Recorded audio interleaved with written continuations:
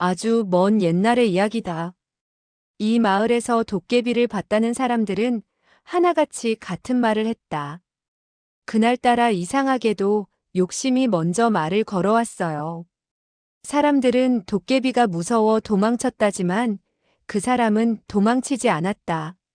아니, 도망칠 수가 없었을 것이다. 그때 그 사람 마음속에는 이미 도깨비보다 더 큰 것이 들어앉아 있었으니까. 이것은 도깨비 이야기가 아니다. 사람이 자기 마음속에 키운 욕심이 어떻게 말을 하고 어떻게 웃고 어떻게 사람을 끌고 가는지에 대한 이야기다.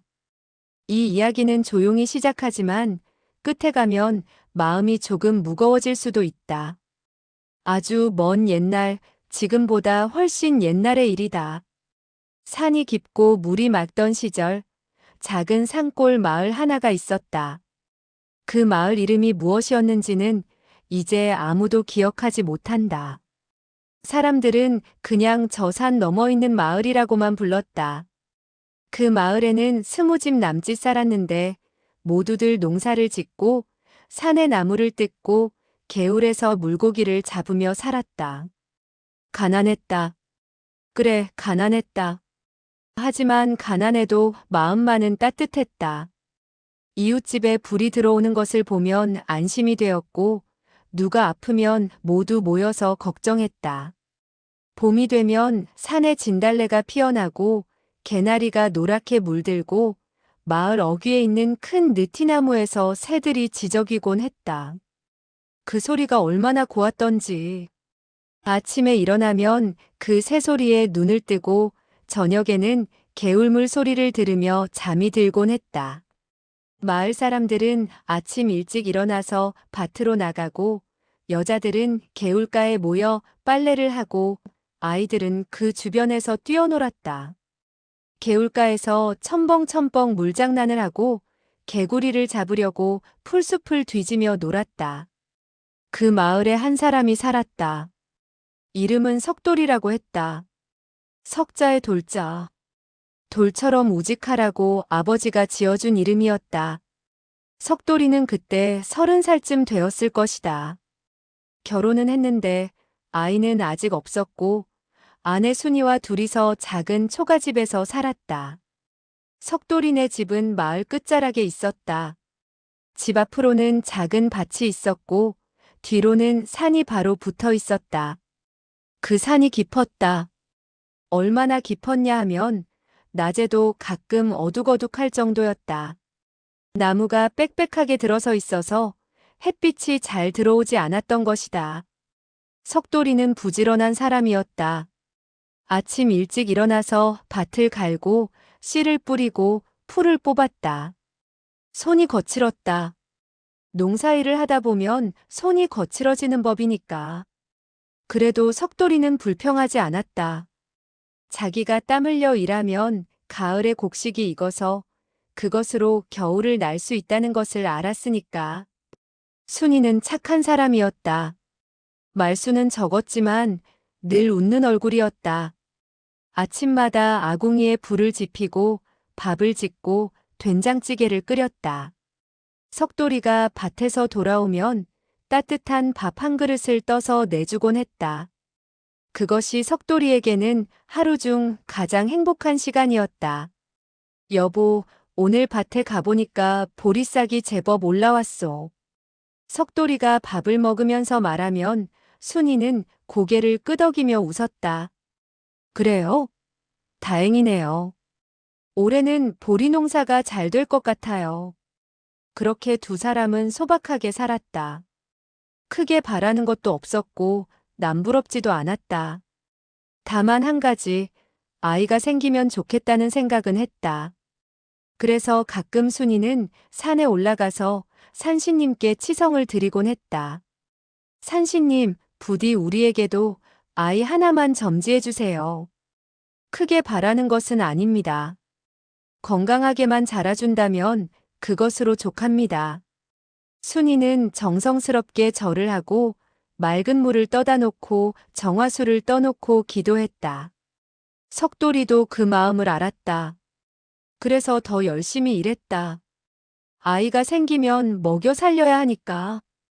마을 사람들은 석돌이 부부를 좋아했다. 성실하고 착하고 이웃에게 피해를 주는 일이 없었으니까.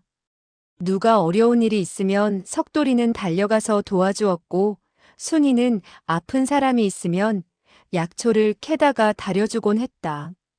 그런데 세상 일이란 것이 참 묘하다. 아무리 착하게 살아도, 아무리 부지런하게 살아도 인생이 늘 순탄하지만은 않다. 때로는 힘든 일도 생기고, 때로는 마음이 흔들리는 일도 생기는 법이다. 석돌이에게도 그런 순간이 왔다. 그것이 언제였냐면 어느 봄날이었다. 바로 이 이야기가 시작되는 그 봄날이었다. 그날은 날씨가 참 좋았다. 하늘은 맑고 바람은 따뜻하고 꽃향기가 바람에 실려왔다.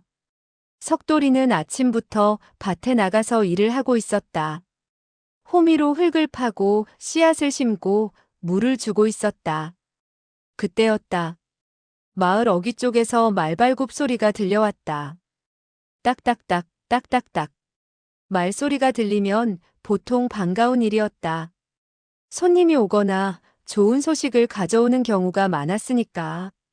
석돌이도 호미를 내려놓고 고개를 들었다. 마을 어귀를 바라보니 말을 탄 사람 하나가 천천히 이쪽으로 오고 있었다. 그런데 그 말이 보통 말이 아니었다. 온몸이 검고 윤이 나는 말이었다. 말 위에 탄 사람도 옷이 화려했다. 비단 옷을 입고 갓을 쓰고 손에는 부채를 들고 있었다. 마을 사람들이 하나둘씩 나와서 구경을 했다. 이런 사람이 이 산골 마을에 오는 것은 드문 일이었다. 모두들 궁금해하며 수군수군했다. 저 양반이 누구야? 글쎄, 큰 고을에서 온 양반인가? 말을 탄 사람은 마을 한가운데쯤 와서 말을 세웠다. 그리고 천천히 말에서 내렸다. 키가 크고 얼굴이 희고 눈빛이 날카로웠다. 그 사람이 마을 사람들을 둘러보더니 조용히 말했다. 여기가 저 산 너머 있는 마을이요? 마을 이장이 앞으로 나와서 대답했다. 그렇습니다. 무슨 일로 오셨습니까? 그 사람은 부채를 펴서 얼굴을 가리며 말했다. 나는 저 아래 큰 고을에서 온 김진사라고 하오. 이번에 이 근처에 땅을 좀 사려고 왔소. 김진사. 그 이름을 듣는 순간 마을 사람들은 서로 눈빛을 주고받았다. 큰 고을에 사는 진사라면 그것은 부자라는 뜻이었다. 땅을 산다는 것은 돈이 많다는 얘기였다. 김진사는 마을을 천천히 둘러보며 걸었다. 그러다가 석돌이네 집 근처에 왔을 때 발걸음을 멈췄다. 그리고 석돌이네 뒤쪽에 있는 산을 올려다보더니 고개를 끄덕였다. 저 산 좋구만. 나무도 많고 물도 있고. 이런 산이 있으면 여러모로 쓸모가 있지.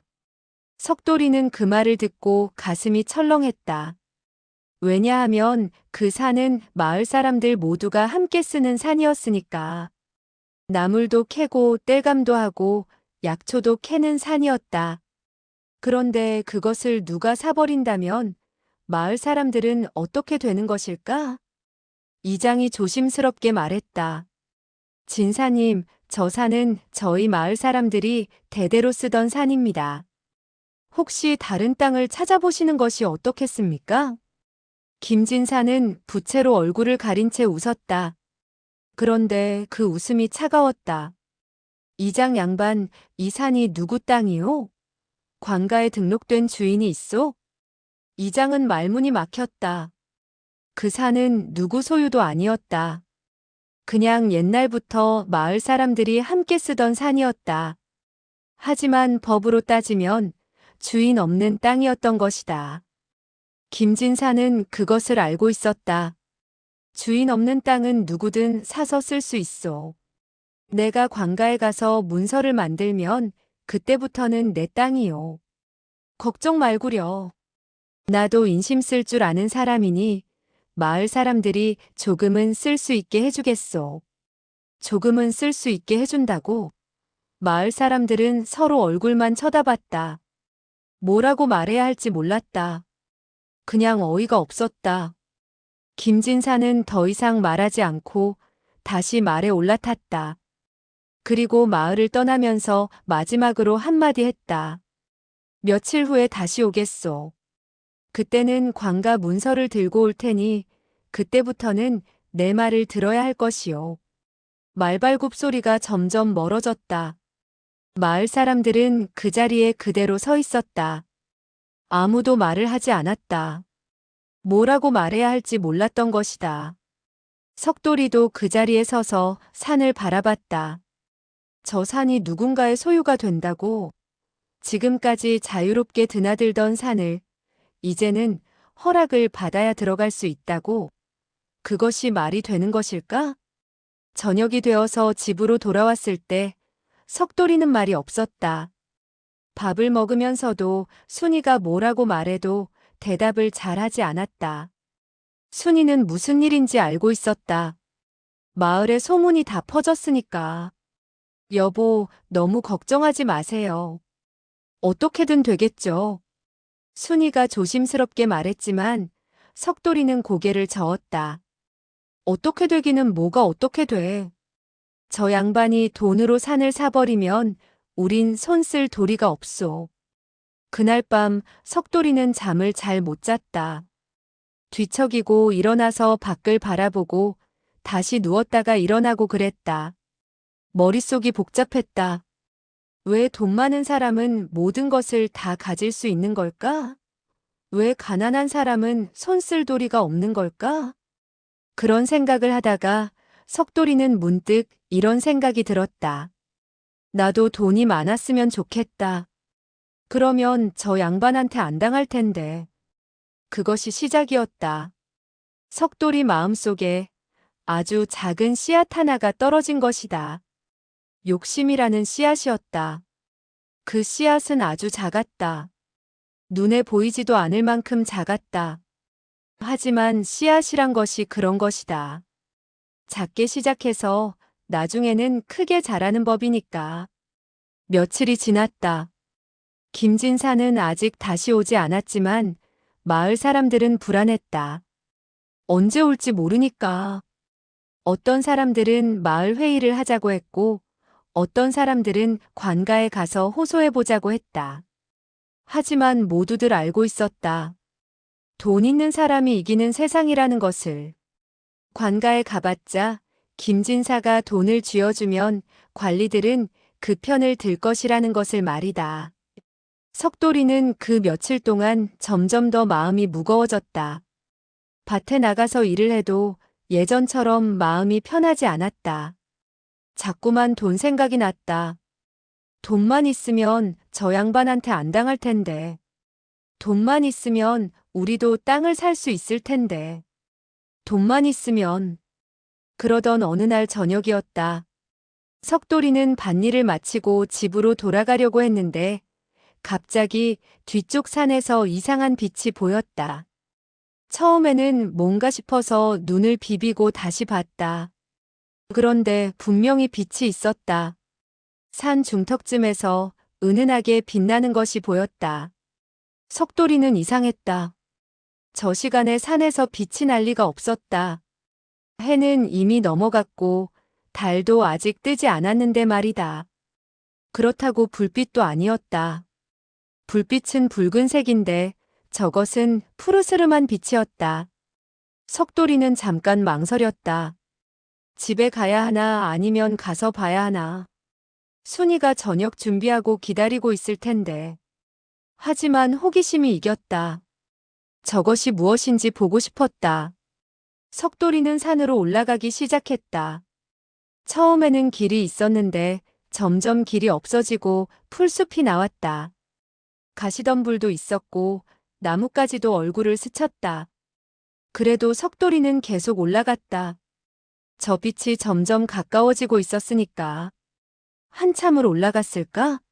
석돌이는 작은 공터 하나를 발견했다. 그 공터 한가운데 큰 바위 하나가 있었다.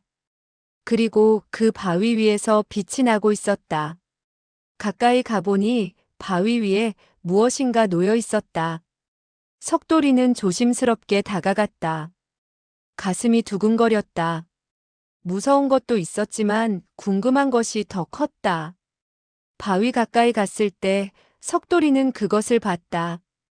바위 위에는 작은 주머니 하나가 놓여 있었다. 비단으로 만든 주머니였는데 그 주머니에서 빛이 나고 있었다. 푸르스름하고 은은한 빛이었다. 석돌이는 손을 뻗어서 그 주머니를 집어들었다. 무게가 좀 있었다. 무엇인가 들어있는 것 같았다. 석돌이는 주머니를 열어봤다. 그 안에는 금화가 들어있었다. 아니, 금화처럼 생긴 무엇인가가 들어있었다. 동그랗고 금색이고 무거웠다. 석돌이는 숨이 막혔다. 이것이 진짜 금인가? 이것이 진짜라면 이것은 엄청난 돈이 아닌가? 이것으로 땅도 사고 집도 사고 무엇이든 할 수 있지 않은가? 그때였다. 뒤에서 목소리가 들렸다. 그것이 내 것인가? 석돌이는 깜짝 놀라서 뒤를 돌아봤다. 그런데 아무도 없었다. 사람도 없고 짐승도 없고 아무것도 없었다. 그저 어둑어둑한 숲만 있었다. 석돌이는 혹시 바람소리였나 싶어서 다시 주머니를 들여다봤다. 그때 또 목소리가 들렸다. 그것이 내 것이냐고 물었다. 이번에는 분명했다. 사람 목소리였다. 그런데 어디서 나는 것인지 알 수가 없었다. 위에서 나는 것 같기도 하고 옆에서 나는 것 같기도 하고 아니면 바로 귓가에서 나는 것 같기도 했다. 석돌이는 떨리는 목소리로 대답했다. 누구십니까? 어디 계십니까? 웃음소리가 들렸다. 크지도 작지도 않은 그냥 조용한 웃음소리였다. 나는 여기 있다. 내가 보지 못할 뿐이지. 석돌이는 주위를 둘러봤지만 여전히 아무것도 보이지 않았다. 그때 석돌이는 깨달았다. 이것은 사람이 아니구나. 이것은 무엇인가 다른 존재구나. 도깨비십니까? 석돌이가 떨리는 목소리로 물었다. 또 웃음소리가 들렸다. 도깨비라고 불러도 좋다. 이름이야 중요한 것이 아니니까. 중요한 것은 내가 지금 그 주머니를 들고 있다는 것이지.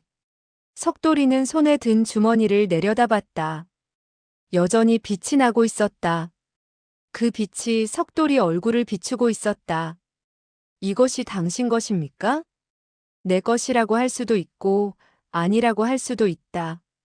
하지만 지금은 내가 들고 있으니 내 것이라고 할 수도 있겠지. 석돌이는 혼란스러웠다.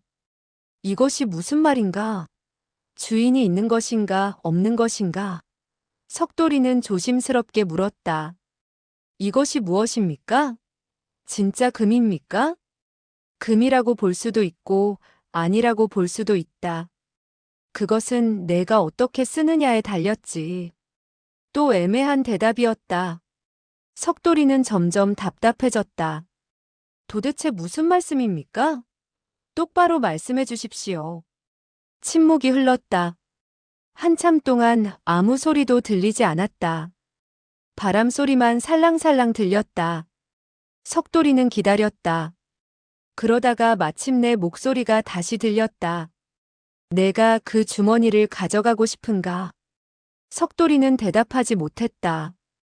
가져가고 싶었다. 그 안에 든 금화를 보는 순간부터 석돌이는 그것을 갖고 싶어졌던 것이다. 이것이 있으면 김진사한테 안 당할 수 있지 않은가? 이것이 있으면 우리도 잘 살 수 있지 않은가? 하지만 한편으로는 두려웠다.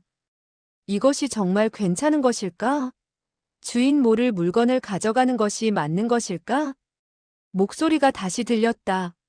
망설이는구나. 그럼 이렇게 하지. 내가 너한테 제안을 하나 하마. 제안이요? 그래. 그 주머니를 내가 가져가도 좋다. 대신 조건이 하나 있다. 석돌이는 귀를 기울였다. 무슨 조건입니까? 앞으로 한 달 동안 매일 밤 자정이 되면 나를 만나러 여기로 와야 한다. 그리고 나랑 이야기를 나눠야 해. 그것이 조건이다. 석돌이는 생각했다. 한 달 동안 매일 밤 여기 와서 이야기를 나누는 것? 그것이 무엇이 어렵겠는가? 그 정도는 할 수 있다. 그것만 하면 됩니까? 그것만 하면 된다. 단 한 가지 더. 내가 만약 약속을 어기면 그 주머니에 든 것들은 모두 사라진다. 그리고 너한테 좋지 않은 일이 생길 수도 있다. 석돌이는 조금 무서워졌다. 좋지 않은 일이라니, 그것이 무엇일까? 하지만 욕심이 더 컸다. 저 금화만 있으면 우리 인생이 달라질 수 있다. 가난에서 벗어날 수 있다. 알겠습니다. 약속하겠습니다. 석돌이가 말했다. 그러자 웃음소리가 들렸다. 이번에는 조금 더 크게 들렸다. 좋다. 그럼 약속이 성립됐다. 내일 밤부터 자정에 여기로 와라. 기다리고 있겠다. 그 말과 함께 갑자기 바람이 세게 불었다.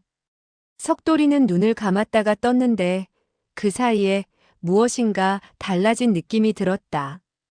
공기가 달라졌다. 아까보다 더 차갑고 더 무거워진 것 같았다. 석돌이는 손에 든 주머니를 꼭 쥐었다. 그리고 산을 내려가기 시작했다. 마음이 복잡했다. 기쁘기도 하고 두렵기도 하고 혼란스럽기도 했다. 집으로 돌아왔을 때는 밤이 이미 깊었다. 순이가 걱정스러운 얼굴로 나와서 맞이했다. 여보, 어디 갔었어요? 걱정했잖아요. 석돌이는 주머니를 품속에 숨기며 말했다.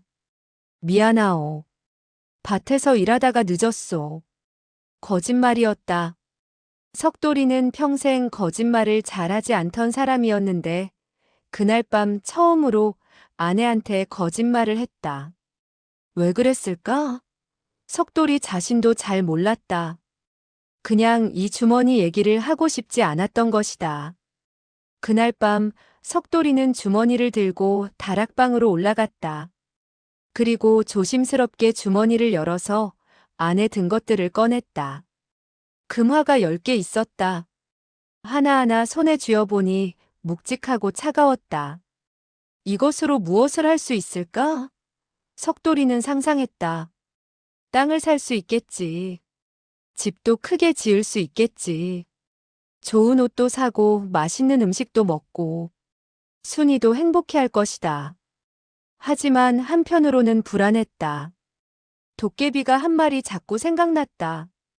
좋지 않은 일이 생길 수도 있다는 그 말이었다. 석돌이는 금화를 다시 주머니에 넣고 천장 석가래 사이에 숨겨뒀다. 그리고 다락방을 내려와서 잠자리에 들었다. 하지만 잠이 잘 오지 않았다.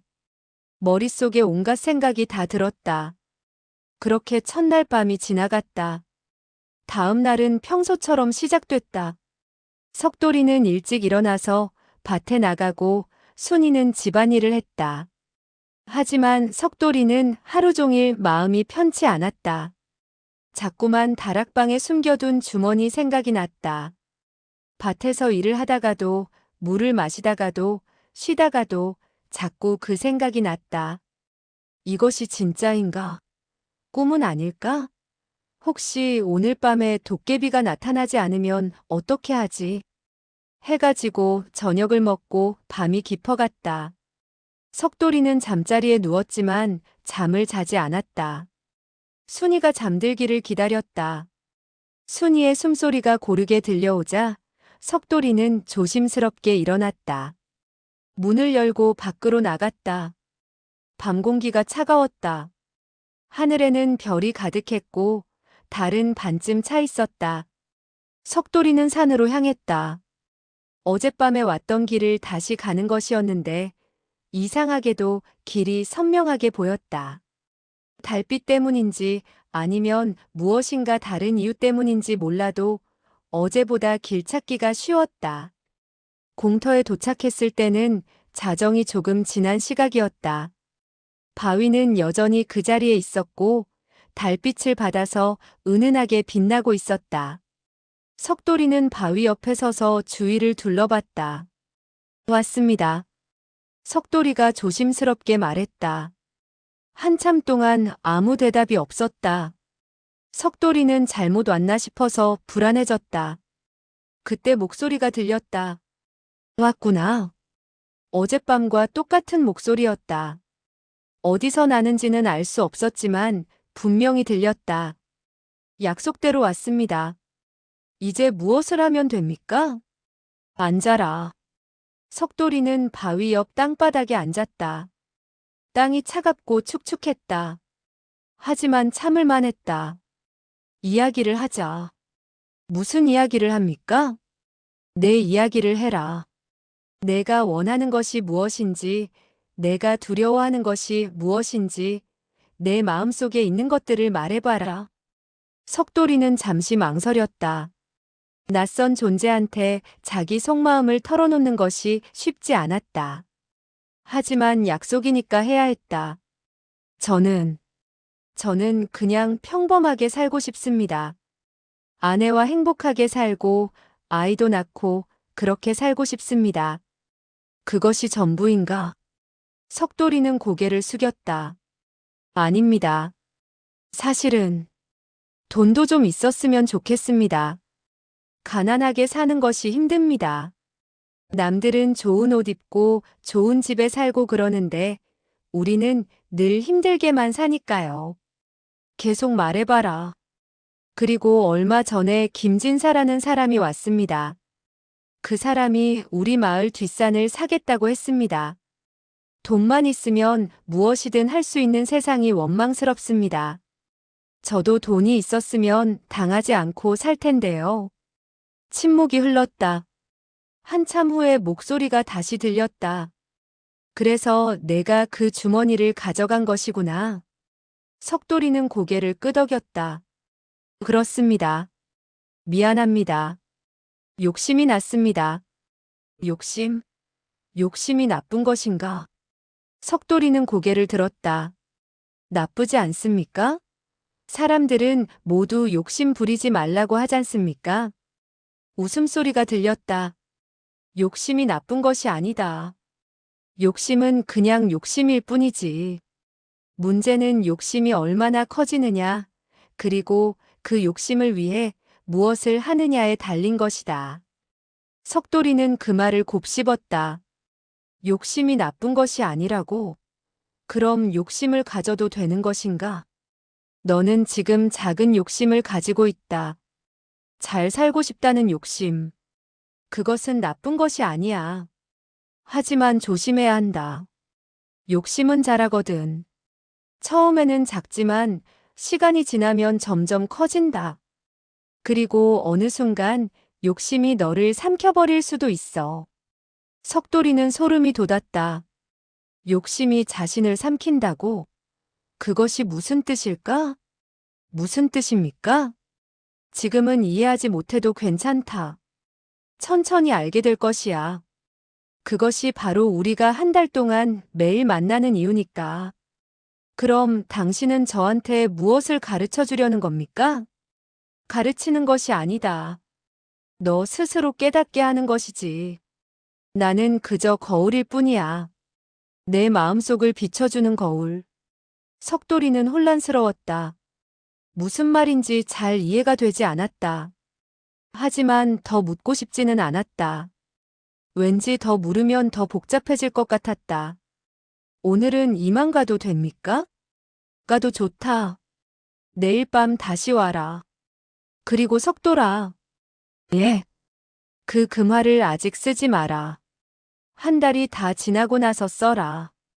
그것이 좋을 것이다. 석돌이는 고개를 끄덕였다. 그리고 산을 내려왔다. 집으로 돌아와서 다시 잠자리에 들었을 때는 동쪽 하늘이 살짝 밝아지기 시작할 무렵이었다. 석돌이는 피곤했지만 마음은 이상하게 가벼웠다. 무엇인가 복잡한 일을 시작했지만 그것이 나쁘지만은 않은 것 같았다. 그렇게 며칠이 지났다. 석돌이는 낮에는 밭에서 일하고 밤에는 산으로 올라가서 도깨비를 만났다. 매일 밤 자정이 되면 그 공터에서 만나서 이야기를 나눴다. 처음 며칠은 별일 없었다. 도깨비는 석돌이한테 자기 이야기를 하라고 했고, 석돌이는 자기 인생에 대해 이야기했다.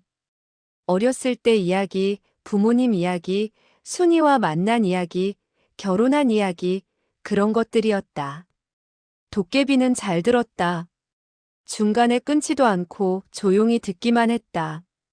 가끔 질문을 하긴 했는데, 그것도 석돌이가 말을 마친 후에 했다. 내 아버지는 어떤 사람이었나? 아버지는 착한 사람이었습니다. 평생 밭 갈고 농사 짓고 그렇게 사셨습니다. 돈은 없었지만 마음은 따뜻하셨습니다. 이웃이 어려우면 항상 도와주셨고, 누가 굶는다고 하면 우리 집 쌀이라도 내주셨습니다. 그런 아버지를 닮았나? 석돌이는 잠시 생각했다. 닮으려고 노력했습니다. 하지만 완전히 닮지는 못한 것 같습니다. 아버지는 욕심이 없으셨는데 저는 요즘 욕심이 생기거든요. 어떤 욕심? 잘 살고 싶다는 욕심입니다. 가난하지 않게 살고 싶다는 욕심입니다. 도깨비는 한참 침묵했다가 말했다. 그 욕심이 너를 어떻게 바꾸고 있나? 석돌이는 대답하지 못했다. 자기가 어떻게 바뀌고 있는지 잘 몰랐다.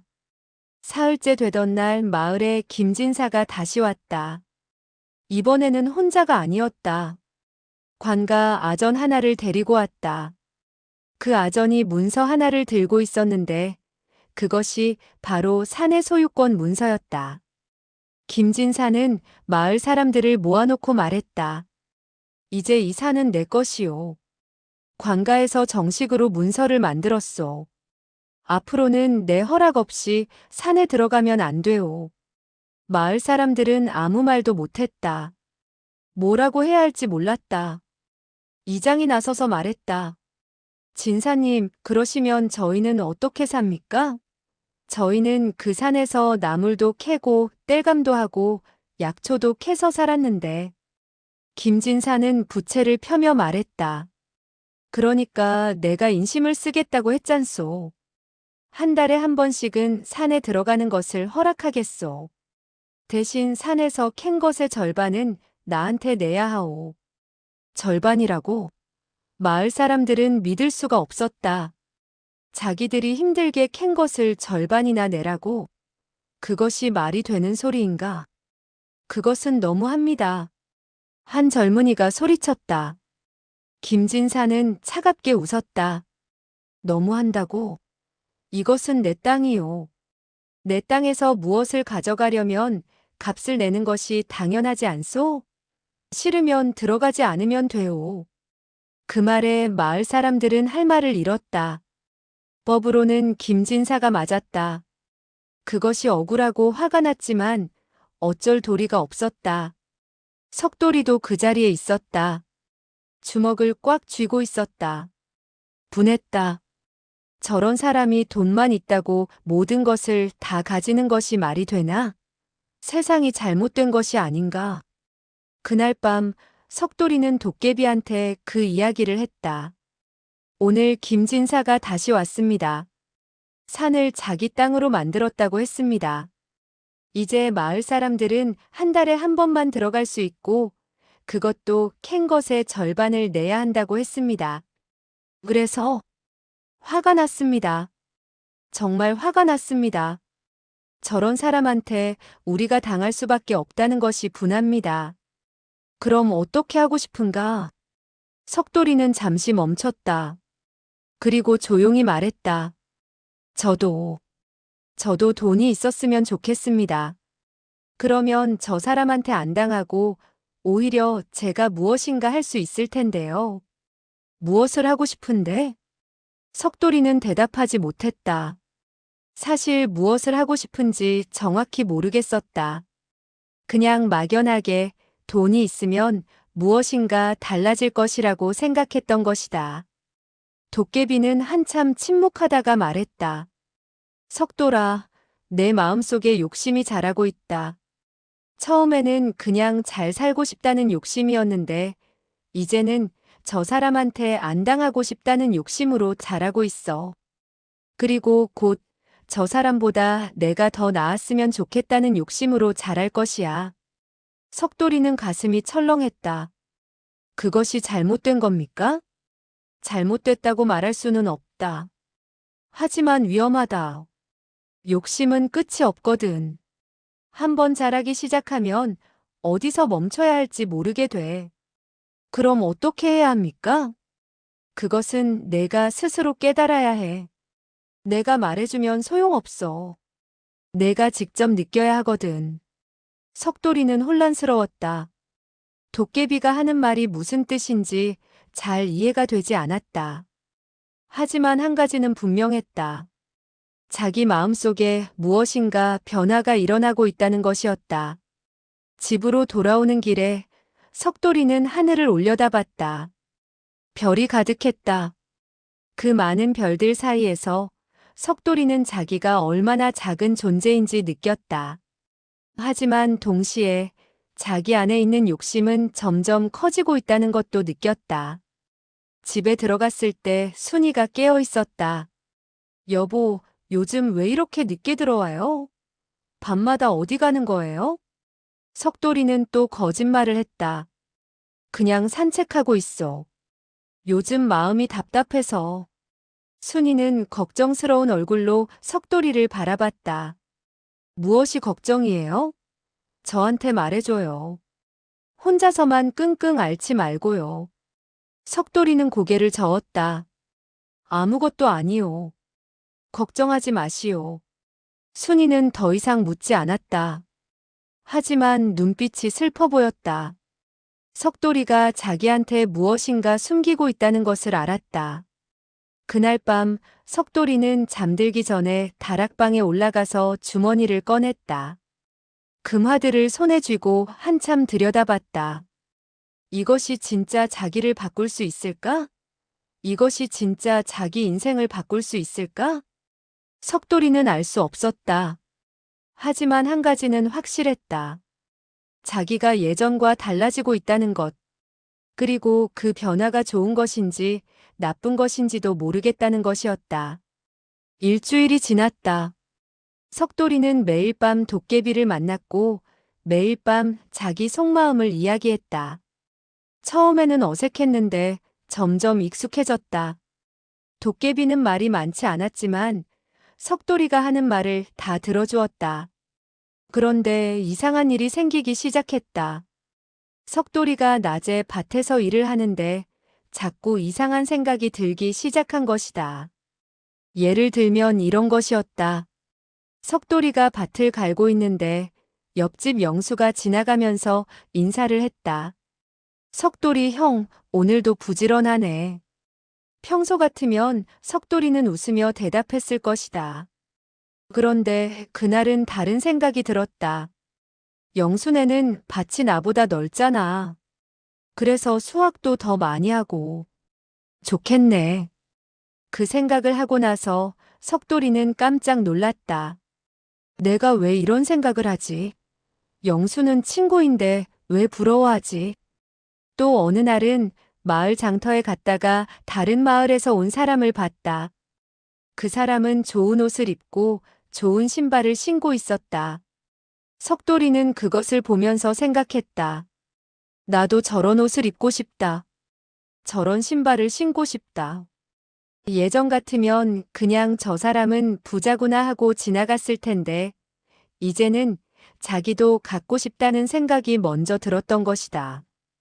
석돌이는 불안해졌다. 자기가 변하고 있다는 것을 느꼈다. 욕심이 점점 커지고 있었다. 처음에는 그냥 잘 살고 싶다는 정도였는데, 이제는 더 갖고 싶다. 남보다 낫고 싶다는 생각으로 바뀌고 있었다. 일주일째 되던 날 밤, 도깨비가 석돌이한테 물었다. 석돌아, 요즘 어떠나? 잘 모르겠습니다. 마음이 불편합니다. 왜? 자꾸 이상한 생각이 들어서요.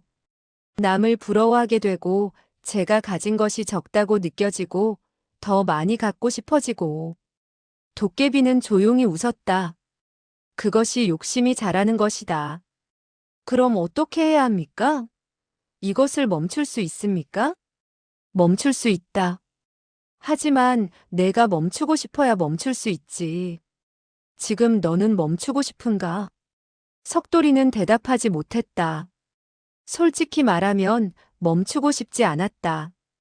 욕심이 불편하긴 했지만 동시에 무엇인가 강해지는 느낌도 들었다.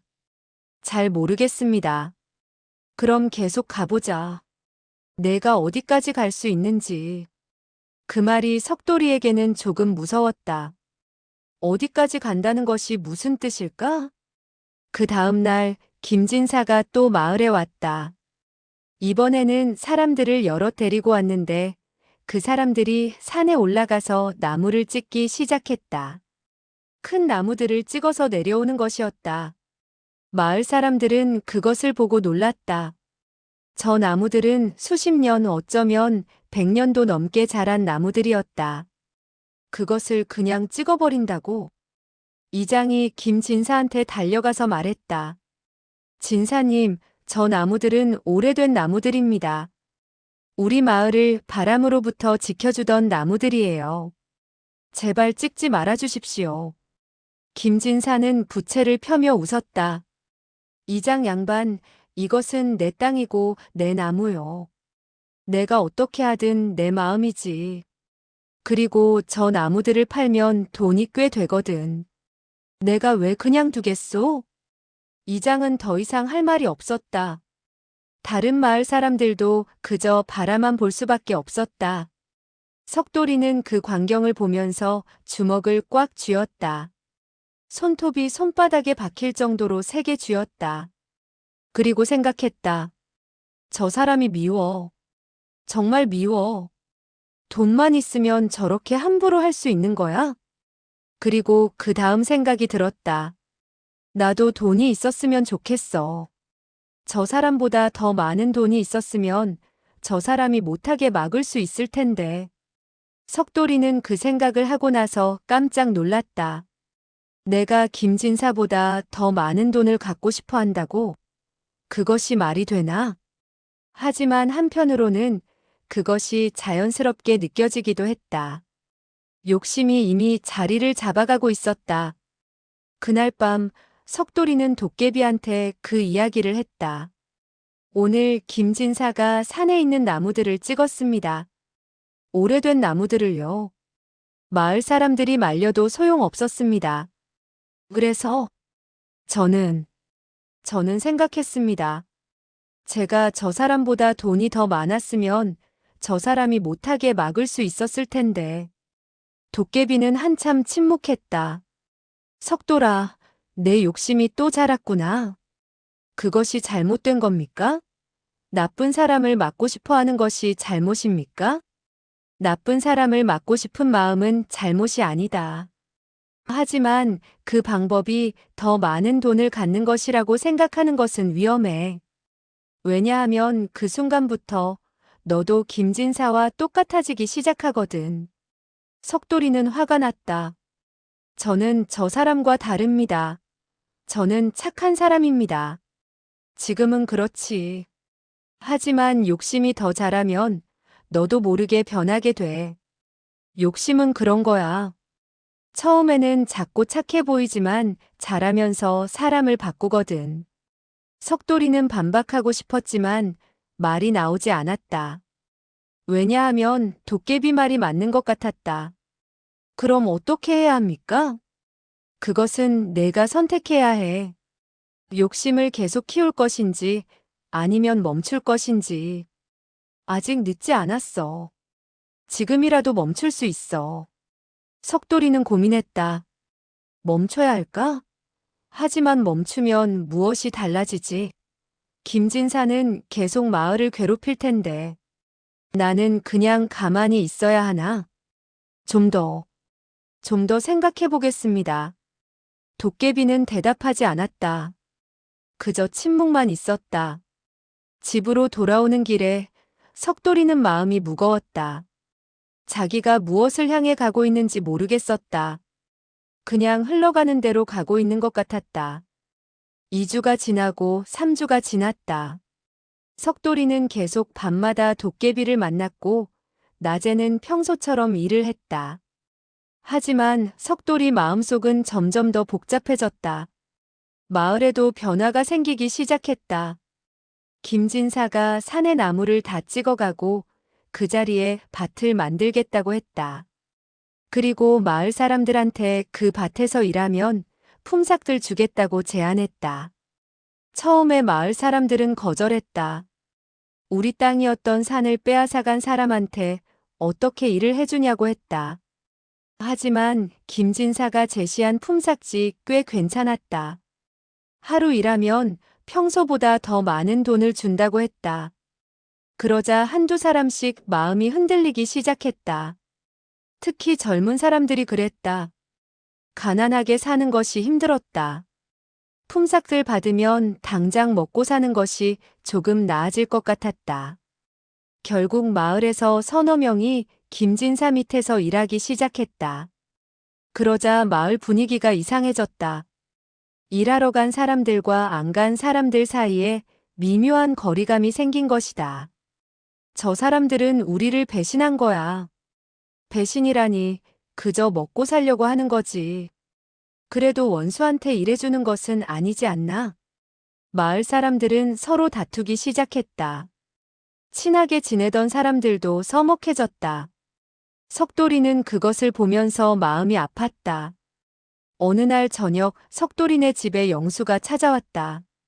영수는 석돌이 친구였는데 김진사 밑에서 일하기 시작한 사람 중 하나였다. 석돌이, 나도 어쩔 수 없었어. 아이가 아픈데 약값이 없었거든. 김진사가 주는 품삯으로 약을 사줄 수 있었어. 영수는 울먹이며 말했다. 석돌이는 뭐라고 해야 할지 몰랐다. 영수를 욕할 수도 없었고 그렇다고 괜찮다고 말할 수도 없었다. 나는 내 입장을 이해해. 하지만 마음이 편치 않구나. 영수는 고개를 숙였다. 미안해. 나도 떳떳하지는 않아. 하지만 살아야 하잖아. 그날 밤 석돌이는 도깨비한테 그 이야기를 했다. 마을이 변하고 있습니다. 사람들이 나뉘고 있습니다. 돈 때문에 친구들이 멀어지고 있습니다. 그것이 돈의 힘이다. 돈은 사람을 바꾸고 관계를 바꾸고 마을을 바꿔. 그럼 돈이 나쁜 겁니까? 돈이 나쁜 것이 아니다. 돈은 그냥 도구일 뿐이야. 문제는 사람들이 돈을 어떻게 쓰느냐, 돈에 어떻게 휘둘리느냐지. 석돌이는 한참 생각하다가 물었다. 그럼 저는 어떻게 해야 합니까? 제 손에는 금화가 있습니다. 이것으로 무엇인가 할 수 있지 않겠습니까? 도깨비는 오랫동안 대답하지 않았다. 그러다가 천천히 말했다. 석돌아, 아직 한 달이 안 됐지? 조금만 더 기다려봐. 그리고 내 마음을 잘 들여다봐. 내가 정말 원하는 것이 무엇인지, 제가 원하는 것이 무엇인지는 알고 있습니다. 마을 사람들이 행복하게 사는 겁니다. 정말 그것이 전부인가?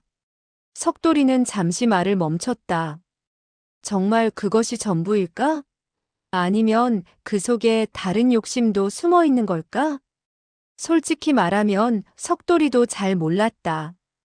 자기 마음이 복잡해서 무엇이 진짜 원하는 것인지 헷갈렸다. 잘 모르겠습니다. 그럼 계속 생각해봐. 시간은 아직 있어.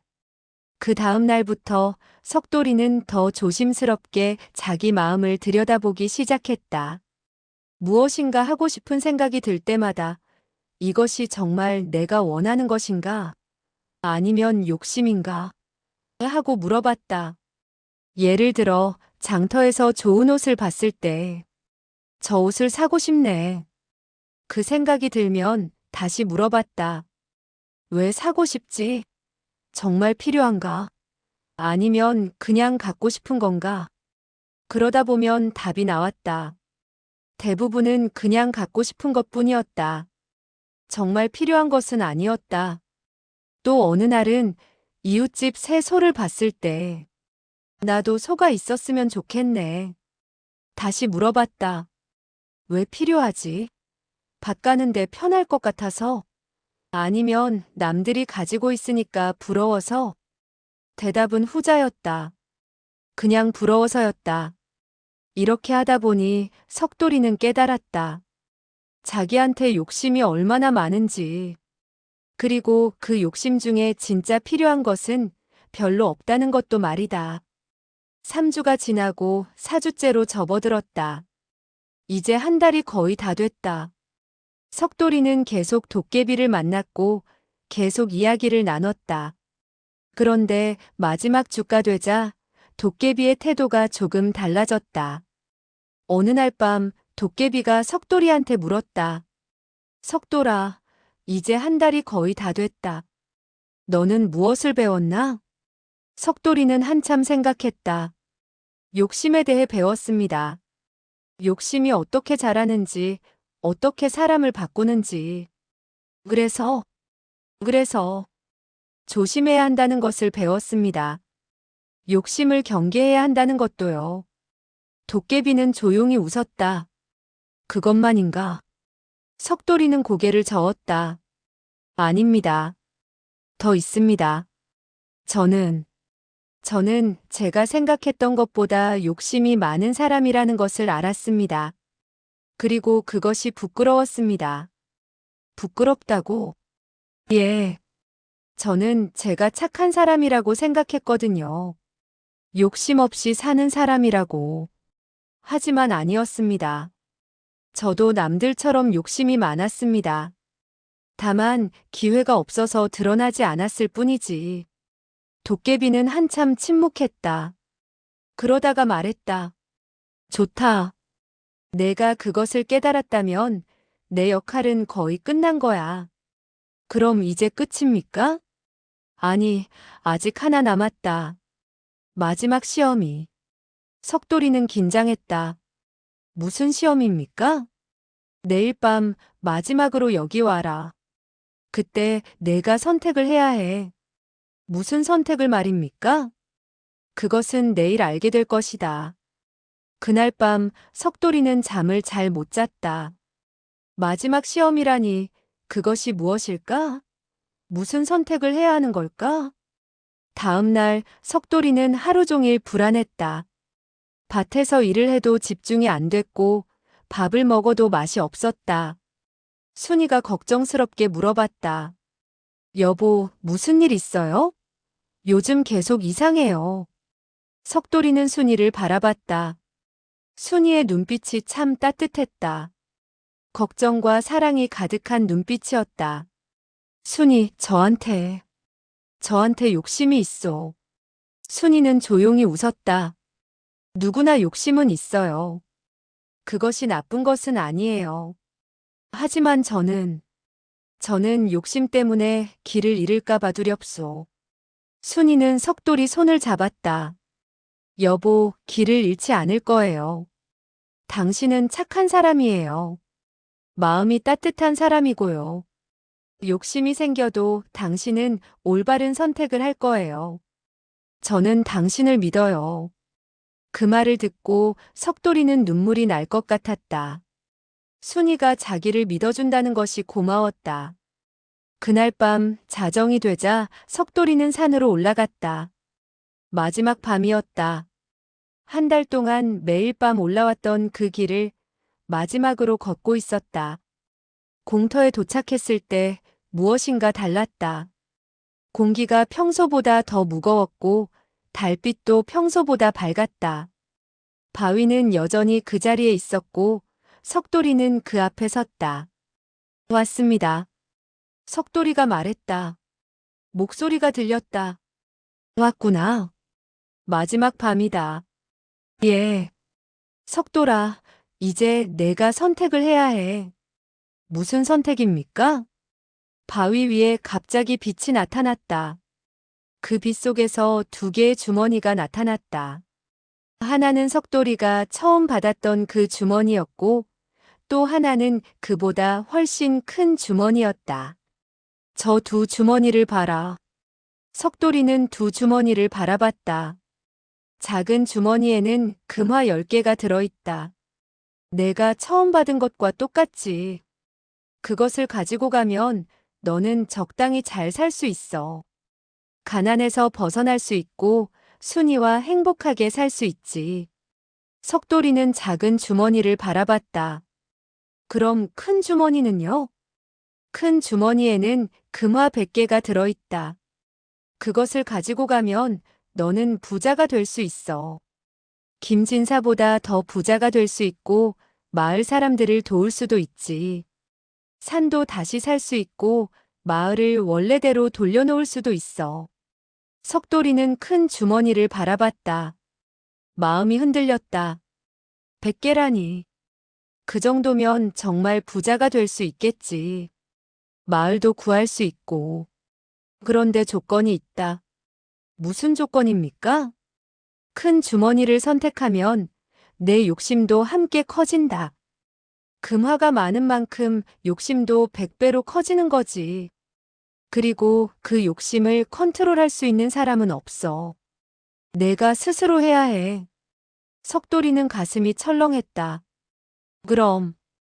그럼 저는 욕심에 휘둘릴 수도 있다는 겁니까? 그렇다. 큰 주머니를 선택하면 너는 부자가 되지만 동시에 욕심쟁이도 될 수 있어. 김진사처럼 말이야. 석돌이는 숨이 막혔다. 김진사처럼 될 수도 있다고? 그것은 싫었다. 절대로 그런 사람은 되고 싶지 않았다. 하지만 작은 주머니를 선택하면 너는 적당히 잘 살 수 있어. 부자는 아니지만 가난하지도 않지. 그리고 내 마음은 평안할 거야. 욕심에 휘둘리지 않고 살 수 있어.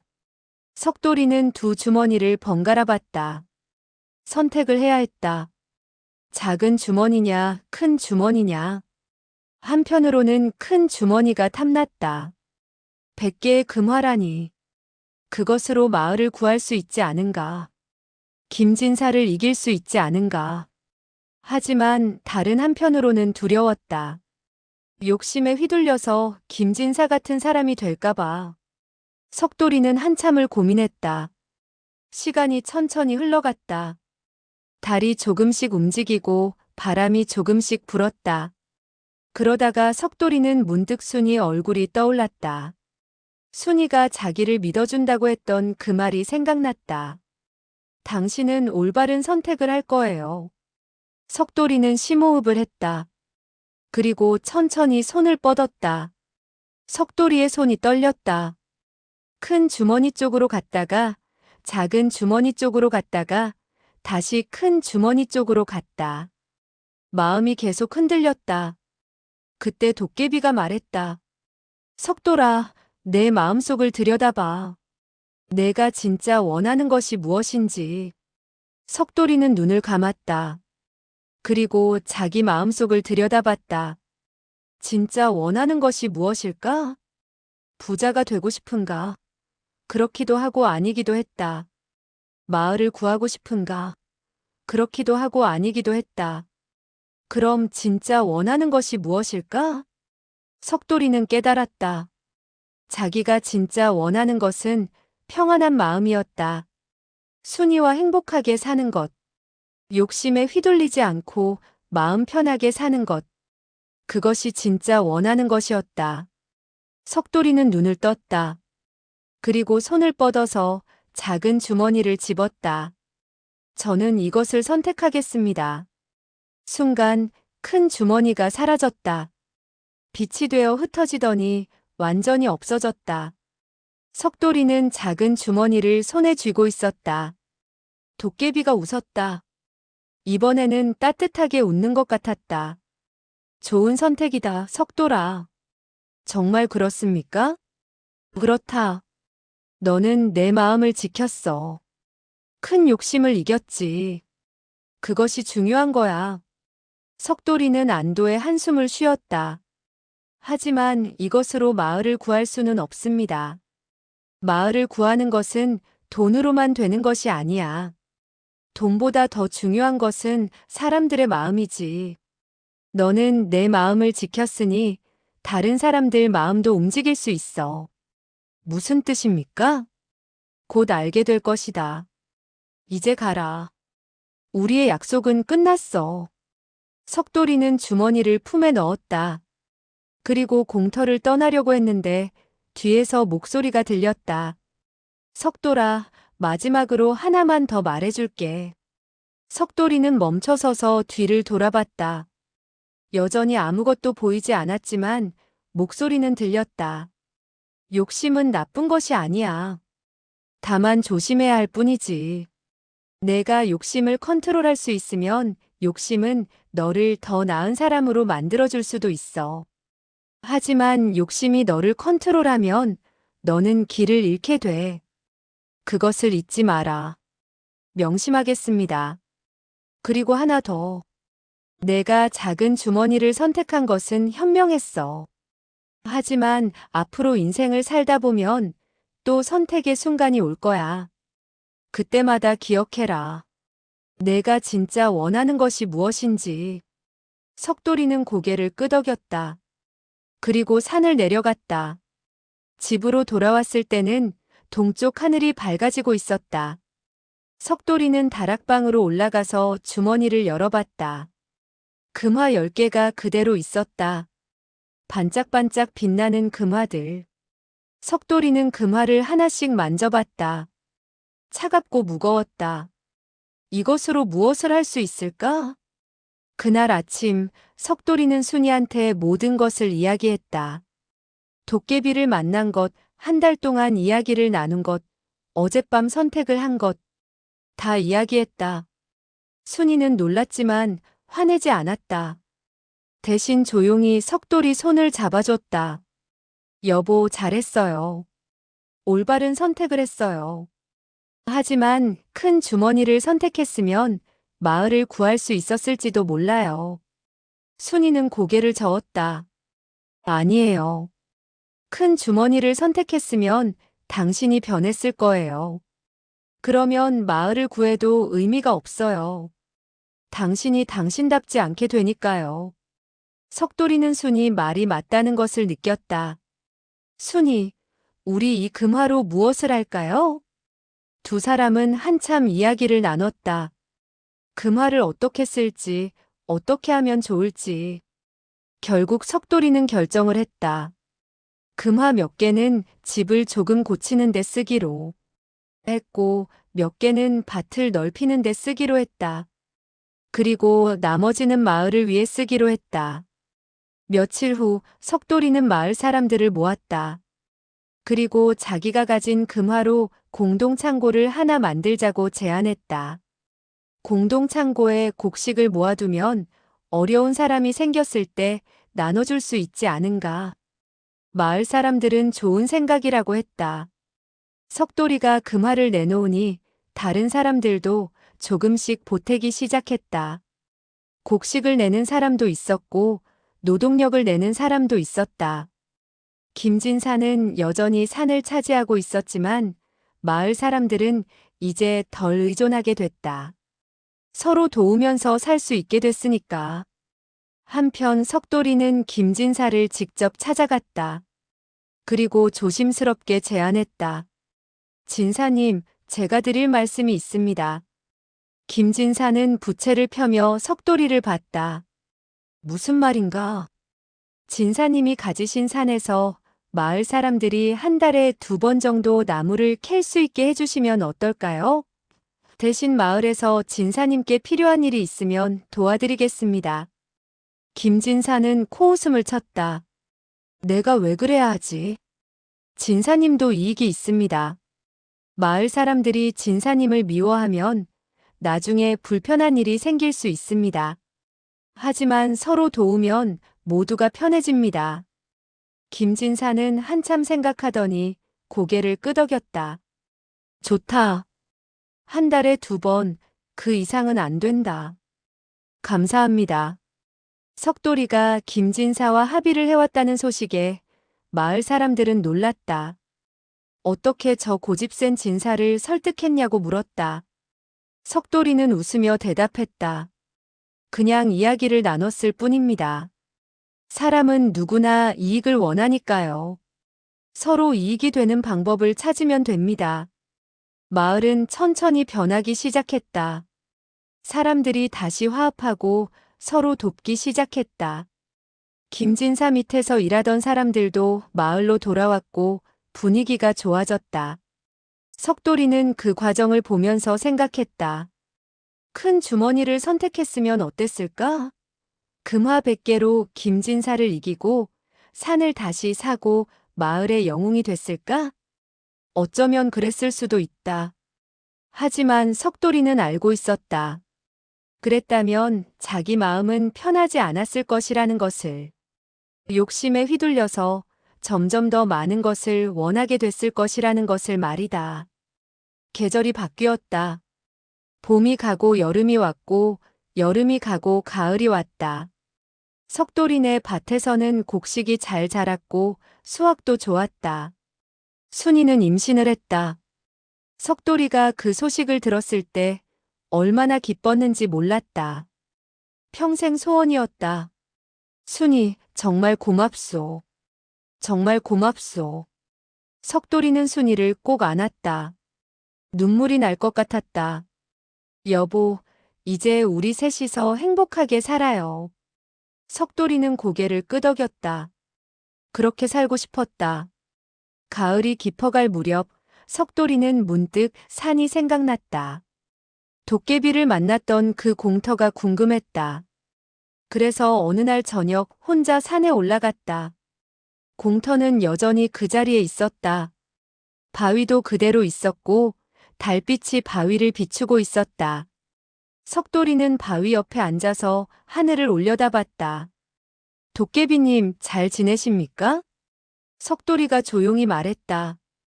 대답은 없었지만 왠지 들리는 것 같았다.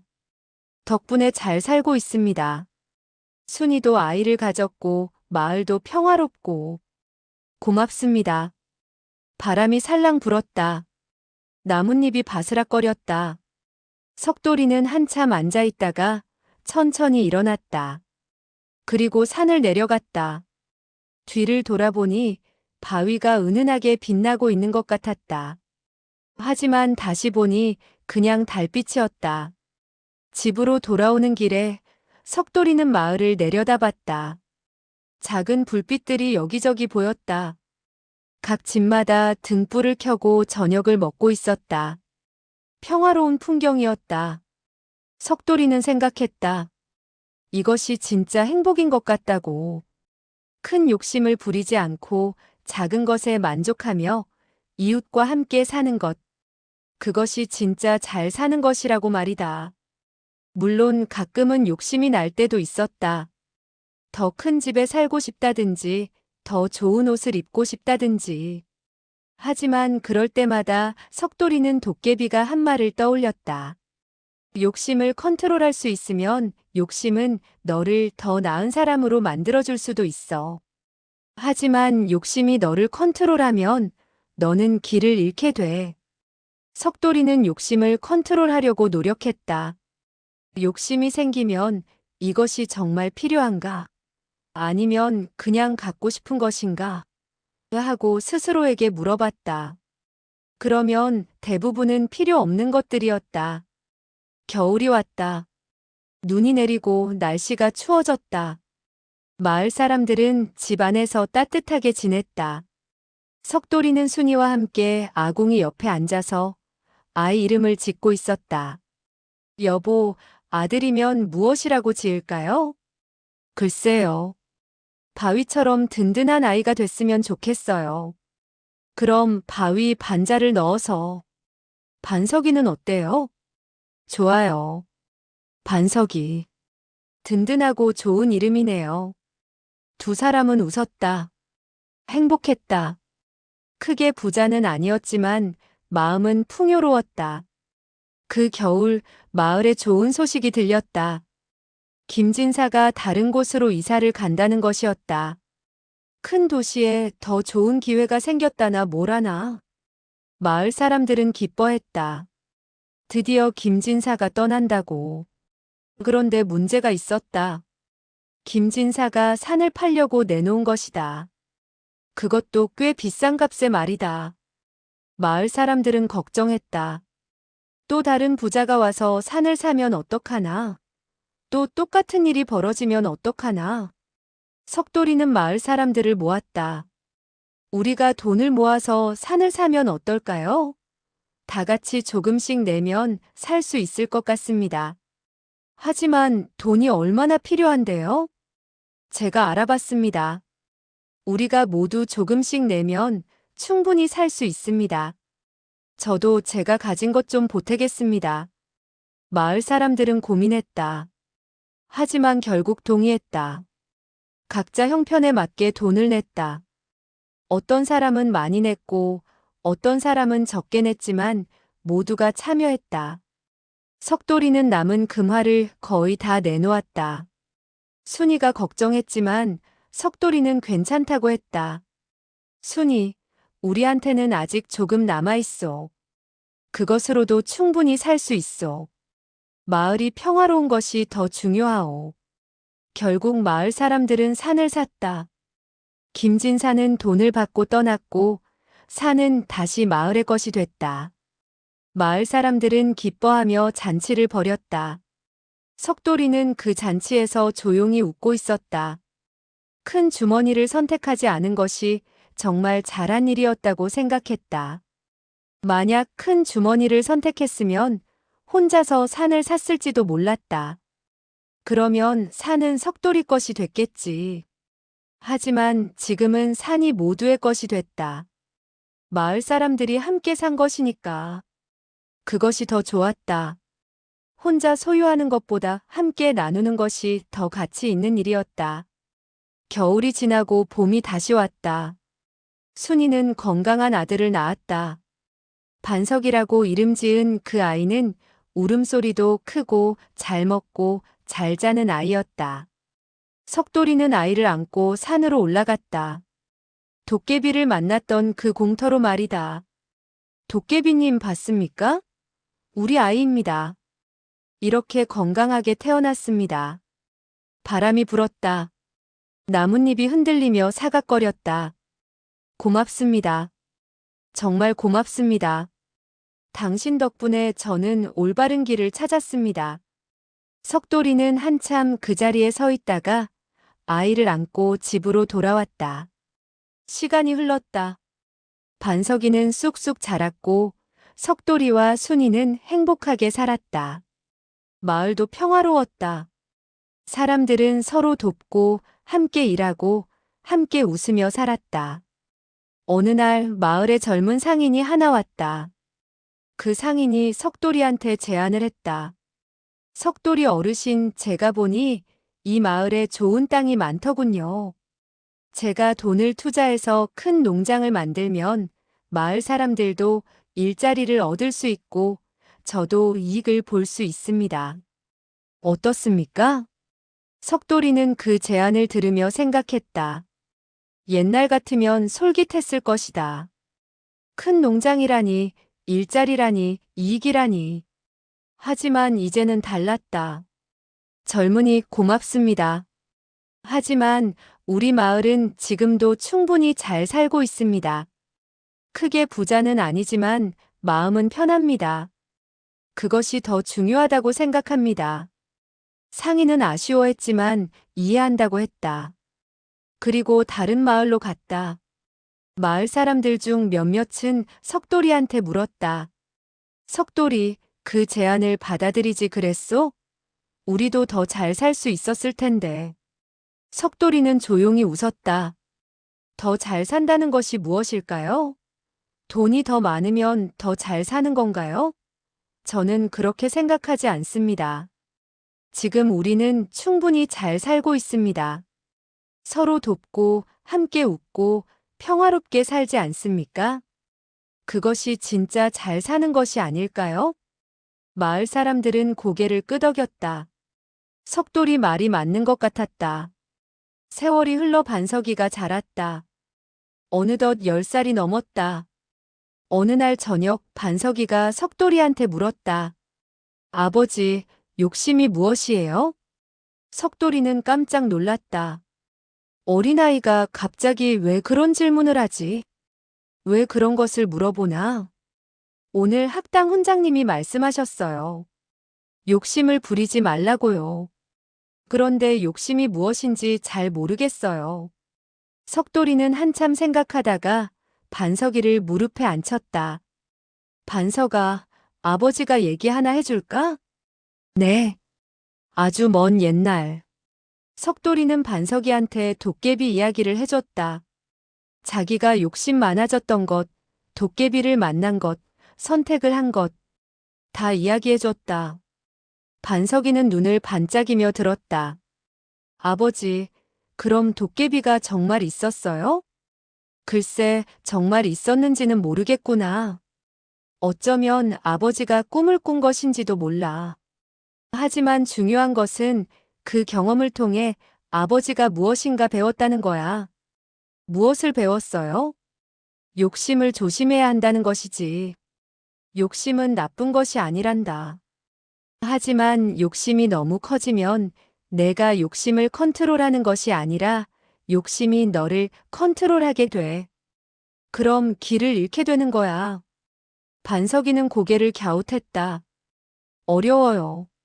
석돌이는 웃었다. 지금은 어려워도 괜찮아. 내가 크면서 천천히 이해하게 될 거야. 아버지도 어렸을 때는 몰랐거든. 그날 밤 석돌이는 순이와 함께 마루에 앉아서 별을 보고 있었다. 여보, 우리 잘 살고 있죠? 순이가 물었다. 석돌이는 고개를 끄덕였다. 그럼요. 아주 잘 살고 있어. 크게 부자는 아니지만요. 부자가 무엇이 중요하오. 우리는 건강하고 아이도 있고 서로 사랑하지 않소. 그것이 가장 큰 부자지. 순이는 석돌이 어깨에 머리를 기댔다. 두 사람은 한참 별을 보고 있었다. 에필로그. 이렇게 이야기가 끝난다. 석돌이는 그 후로도 오래오래 잘 살았다. 반석이도 자라서 착한 사람이 됐고 마을도 평화로웠다. 도깨비는 다시 나타나지 않았다.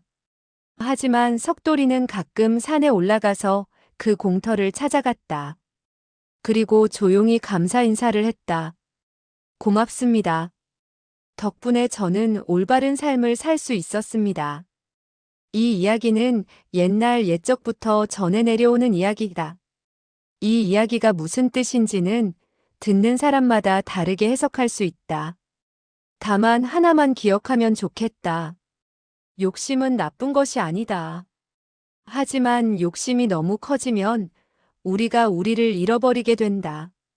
그것이 가장 무서운 것이다. 작은 것에 만족하며 살기를, 이웃과 함께 웃으며 살기를, 돈보다 중요한 것이 많다는 것을, 건강, 사랑, 우정, 평화. 그런 것들이 진짜 재산이다.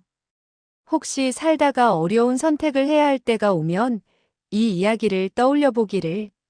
석돌이처럼 자기 마음을 들여다보고 진짜 원하는 것이 무엇인지 생각해 보기를. 큰 것을 선택하는 것이 항상 옳은 것은 아니다. 때로는 작은 것을 선택하는 것이 더 현명할 때도 있다.